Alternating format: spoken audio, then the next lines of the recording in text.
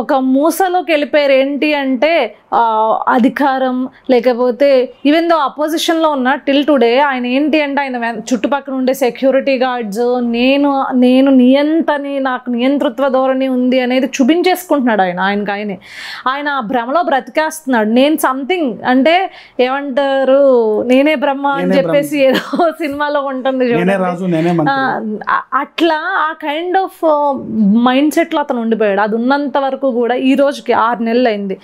నువ్వు నిజంగా జెన్యూన్గా పోరాడాలి అనుకుంటే కొన్ని వందల ఇష్యూస్ ఉన్నాయి. అవి కాకుండా కేవలం ఎక్కడ సవాలు దొరికితే అదే ఇష్యూ నేను హైలైట్ చేస్తానని సవాల్ వస్తే బయటకు వస్తారు జగన్. అదే జరుగుతుందండి. మీరు చూడండి, సవాల్ వస్తేనే బయటకు వస్తున్నారు. సవాల్ లేనిదే అసలు ఎక్కడికి బయటకు రాదు. ఏ ప్రోగ్రామ్ అయినా చేయడు. కనీసం రాష్ట్రంలో ఎవరికైనా ఏదైనా ఇష్యూ జరిగినా ఆయన బయటకు వచ్చి అడగడు. ఇప్పుడు నిజంగానే మేమేమనుకుంటాం, స్ట్రాంగెస్ట్ అపోజిషన్ ఉందనుకోండి, ఒకవేళ అన్ని పైనుంచి ఒకళ్ళే మానిటర్ చేయలేరు కదా. ఎక్కడైనా ఏదైనా జరుగుతుంది అనుకోండి, ఇది సమస్య అని అడిగే పరిస్థితి రోజు లేదు. వైసీపీ పార్టీలో ఏమీ లేదు. జగన్మోహన్ రెడ్డి వస్తాడా, ఆ పక్కన ఏమంటారు ఆ కార్లోంచి ఇట్లా ఊపుతాడా చెయ్య, దానిపైన ఒక స్లో మోషన్ వీడియో వేసుకుంటారు, ఎలివేషన్ వేసుకుంటారు, అంత అయిపోయింది. ఇంకేముంది చెప్పండి. ఏదైనా పోరాటం చూసారా మీరు? ఆయన దగ్గర నుంచి దిగి వచ్చింది. ఇంకా పెద్ద నవ్వాల్సిన విషయం ఏంటంటే త్వరలో పోరాటాలు స్టార్ట్ అవుతున్నాయండి. జనవరి 23 నుంచి ప్రజల్లోకి వస్తారు. మొట్టమొదటిగా మీ జిల్లాని ఆచంట ప్లాన్ చేశారు. వచ్చాక చూద్దాం సార్. వచ్చిన తర్వాత జగన్మోహన్ రెడ్డి ప్రోగ్రామ్ అయిన తర్వాత రాసి పెట్టుకోండి అనుష గారు, మీరు చెప్పింది కరెక్ట్. అక్కడ కార్యకర్తలు తప్పించి ప్రజల్ని రిప్రజెంట్ చేస్తూ ప్రజల దగ్గరికి వెళ్ళి ఒక్క పోరాటం లేదని మీరు చెప్పకపోతే అడగండి. మళ్ళీ నెక్స్ట్ అతనిది ఎప్పుడు కంప్లీట్ అయిద్దో ఆ తర్వాత మళ్ళీ నెక్స్ట్ ఇంటర్వ్యూ మీకే ఇస్తాను. మీరు నేను ఇలానే మాట్లాడుకుందాం. Okay okay, thank you madam. ఇంకోటి 3 నెలల్లో మన గవర్నమెంట్ వస్తుందని చెప్పి మొన్న కడపలో జగన్మోహన్ రెడ్డి డిఎస్పీ గారు అంటారు, తమాషాలు చేస్తున్నారు. 3 నెలల్లో మాకు గవర్నమెంట్ వస్తుంది. నిజంగా 3 నెలల్లో కూటమి పడిపోతుందా? లేదు సార్, లండన్ మందులు అయిపోయింటాయి. లండన్ మందులు ఉంది కదండి, మీకు తెలీదా?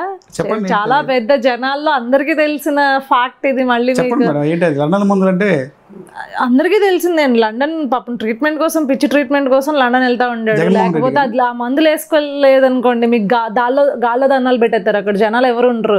ఎందుకు దండాలు పెడతాడో అర్థం కాదు. ఆయన ప్రతి ఒక్కరికి గాల్లో ఎవరు ఉండరు, ఆయన దండాలు పెట్టుకుంటూ వచ్చేస్తా ఉంటాడు.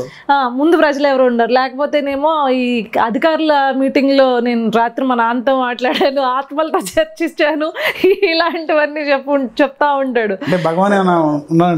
ఇది జగన్మోహన్ రెడ్డి గారికి ఏదన్నా డెఫినెట్లీ ఉందా? చిప్పు పోయింది, మీకు తెలియట్లేదా? లేకపోతే మీరు ఆ సంక్రాంతి పండుగలు అప్పుడు చూసే ఉంటారు, పక్కన ఎవరు ఉండరు, చూసి మాట్లాడుతూ ఉంటాడు. నేను నిజంగా జనాలు అనేదానికి ఆయన చేసే బిహేవియర్కి అట్లే ఉంటుంది. ఎట్లా పోతుందండి 3 నెలల్లో ప్రభుత్వం వచ్చి 7 నెలలు అయింది. జమ్లీ రావాలన్నా ఇంకా 3 ఏళ్ళు పడుతుంది కదా, 2027. అంటే చూడండి ఎలాంటి మైకంలో, అధికార మైకంలో ఉంటాడు. ఆ మందులు వేసుకోకపోతే పని చేయదు, ఏం మాట్లాడతాడో అర్థం కాదు, మైక్ ముందుకు వచ్చి తడబడతా ఉంటాడు. సో ఇవన్నీ చూస్తూ ఉంటే ఆ మందులేవో అయిపోయి ఉంటాయి. అందుకని అట్లా వార్నింగ్లు ఇచ్చుకుంటూ ఉంటాడు. అయిపోయిందండి. జగన్మోహన్ రెడ్డి జమానా ఎప్పుడు నడిచిందంటే 2014 నుంచి 19 వరకు విపరీతంగా అసలు హీరో ఎలివేషన్ చేసుకున్నారు. ఎందుకు? జగన్మోహన్ రెడ్డి ఏంటో జనాలకు తెలియదు. ముందు ఇంత విస్తారంగా సోషల్ మీడియా లేదు కదా, లేదు సోషల్ మీడియాలో ఇంత విస్తారంగా లేదు. అసలు Jaganmohan Reddy kind of character ఏంటి అనేది ప్రజలకు తెలియదు. ఏది ఎంతసేపు ఆ సాక్షిలో ఎలివేషన్ వీడియోలు తప్పించి ఆ కేజీఎఫ్ బ్యాక్గ్రౌండ్ వెనకాల పెట్టి ఎలివేషన్లు వేసే వీడియోలు తిప్పుతారు తప్పించి జనం ఇంకో ఇక్కడ ఇంతమంది ఉన్నారు అని చెప్పేసి ఆ దండాలు పెట్టే వీడియోలు తిప్పేవాళ్ళు తెప్పించి జగన్ క్యాపబిలిటీ ఏంటి, స్ట్రెంగ్త్ ఏంటి, స్టామినా ఏంటి అని ఎవరు చూసారు 2014 నుంచి 19 వరకు? అందుకని హీరోయిక్ ఎలివేషన్ చేసుకున్నారు. అసలు మనోడు ఎంత ఘోరమైన మనిషో, ఎంత తింగరోడో, ఎంత దారుణమైన మనిషి అనేది చూసింది అక్షరాల 2019 నుంచి 24 ఫస్ట్ క్లాస్ అన్ని ఫస్ట్ క్లాస్. అదే అంటున్నానండి. స్థలం రైనానయ్యి ఇలాంటి ఆలుముత్యాలు వదిలిన తర్వాత కూడా మీరు ఫస్ట్ క్లాస్ అంటే నాకు ఒకటండి.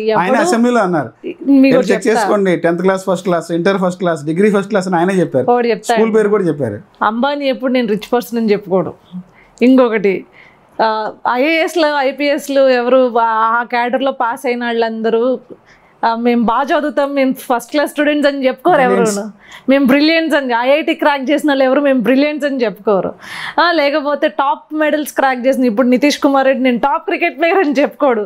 చెప్పుకున్నాడంటే ఆడు కానోడు అన్నట్లు. మీకు అర్థమవుతుందా? So Jaganmohan Reddy mentality is like that. నేను చెప్తున్నాను కదా, అతని చుట్టూ ఒక పరిస్థితి ఉందండి. అతన్ని ఎవరో కంట్రోల్ చేస్తున్నారు, అతని మైండ్ని. ఎవరో అనేది ఏముంది, అందరికీ తెలిసిందే. భారతిరెడ్డి అండ్ ఫ్యామిలీ, సజ్జల రామకృష్ణారెడ్డి అవ్వచ్చు, లేకపోతే భారతిరెడ్డి కావచ్చు, పూర్తిగా వీళ్ళు కంట్రోల్ చేస్తున్నారు. Out of control Vijayamma control, లేకపోతే షర్మిల కంట్రోల్ వెళ్ళిపోయింది. అతను బ్రెయిన్ చాలా ఫాస్ట్గా ఇన్ఫ్లుయెన్స్ అయిపోతూ ఉంటుంది. ఏం మాట్లాడతాడో అతనికి తెలియదు. మీరు ప్రెస్ మీట్స్ పెట్టినప్పుడు చూడండి, 10 minutes వరకు చూడండి, 10th నుంచి 11th minute తర్వాత అతను ఏం మాట్లాడతాడో అతనికి తెలియదు. వెళ్ళిపోతాడు, వేరే స్పేస్లోకి వెళ్ళిపోతాడు, వేరే లోకల్లోకి వెళ్ళిపోతాడు. అది పబ్జీ ఎఫెక్టా, లేకపోతే అతనికి ఇంటర్నల్గా ఏమన్నా ప్రాబ్లమ్? 5 సంవత్సరాలు ఎలా పరిపాలన చేశారంటారు? ఎక్కడ వచ్చాడా సార్ బయటకు? చెప్పండి మీరు. అప్పుడప్పుడు వస్తా ఉన్నాడు. మాట్లాడుకుందాం, ఓపెన్గా మాట్లాడుకుందాం. ఏ రోజున్న జనాల్ని ఫేస్ చేయాలంటే ఎంత భయపడతా వచ్చేవాడండి, పరదాలు కట్టుకుంటూ. జనాలను చూడ్డానికి ఇష్టపడేవాడు కదా కదండి. గత 5 సంవత్సరాల్లో, 5 ఏళ్లలో ఏ రోజు ఇష్టపడలేదు జనాల్ని. మీరు ఇంకా చూస్తే కనుక ఆ మనిషికి ఏదో లోపం ఉందండి, బయటికి రాడు.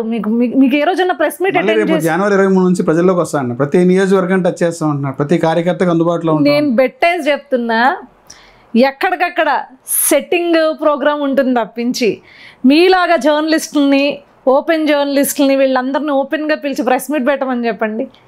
ఎవరు ఎక్కడ ఏ ప్రశ్న ఎందుకు?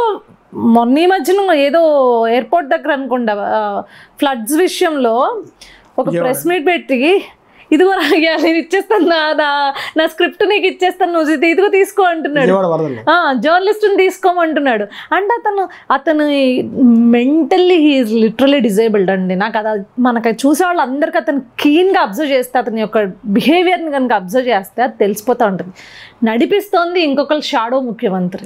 ఆ మహిళా ముఖ్యమంత్రి అందరికీ తెలిసే. ఆమె ఆర్డర్సే పాస్ అవుతాయి. మీరు తిరుపతి ఇష్యూలో మీకు లిటరల్ ఆమె ఎంత కన్నింగో చెప్తా ఉండండి. తిరుపతి ఇష్యూలో ఎవరైనా సరే చనిపోయిన దగ్గరికి వెళ్తున్నప్పుడు ఎంత విచారంగా, ఎంత బాధతో వెళ్తారు. అదే ఈ వ్యక్తి వచ్చినప్పుడు సీఎం అని అక్కడ ఎలివేషన్ చేస్తుంటే నవ్వుకుండా వాళ్ళకి ఒక ఇది ఇస్తూ, ఒక హ్యాండ్ గెస్చర్ ఇస్తూ, ఆ ముందు ఈమె పాస్ అవుతూ ఉంటుంది, ఆవిడ భార్య భారతిరెడ్డి గారు, నవ్వుకుంటూ సాడిస్టిక్ నవ్వు. అంటే చావు మనకు వచ్చింది, అవకాశం, శవాలు కనిపిస్తే చాలు వీళ్ళకి అసలు ఒక రకమైన ఉద్వేగం వచ్చేస్తుంది. వీళ్ళకి చక్కగా మనకు అవకాశం దొరికింది, ఇదే మనకు ఛాన్స్ అన్నట్లు ఆ నవ్వులో తెలిసిపోతుంది చూడండి. సో జగన్మోహన్ రెడ్డిని డెఫినెట్గా భారతిరెడ్డి అనే ఒక ఆమె కంట్రోల్ చేస్తుంది. Bharathi Reddy is more dangerous than Jaganmohan Reddy, గుర్తుపెట్టుకోండి. ఆవిడ కంట్రోల్లో ఉన్నారంటారు, కంట్రోల్లో ఉన్నాడు కాబట్టి చెల్లిని తల్లిని బయటికి తరిమేశాడు. లేకపోతే తల్లి ఎందుకంటే ఆఖరికి ఇండియా రావడానికి కూడా భయపడుతుంది. ఓటు కూడా వేయలే, చెల్లికి వేయలే, అటు అన్నకి వేయలే, ఓటు కూడా వేయలే. ఎంత భయపడితే ఆవిడ అట్లా పారిపోద్ది చెప్పండి.